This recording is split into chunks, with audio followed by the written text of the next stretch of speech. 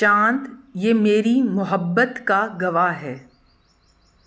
तुमने आधी रात के पूरे चाँद को हाजिर व नाजिर जानकर कहा था, ये मेरी मोहब्बत का गवाह है। पर अब मैं क्या करूं? इस दुनिया की आला अदालतें, पार्कों, दरख्तों, बेंचों की गवाही को तो मानती ही नहीं थीं।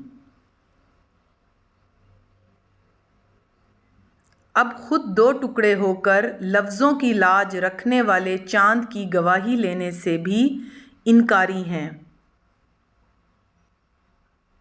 मैं कहाँ जाऊं कि ना तुम मेरी मानती हो ना ये अदालतें। मैं और मेरा केस दोनों लटके हुए हैं।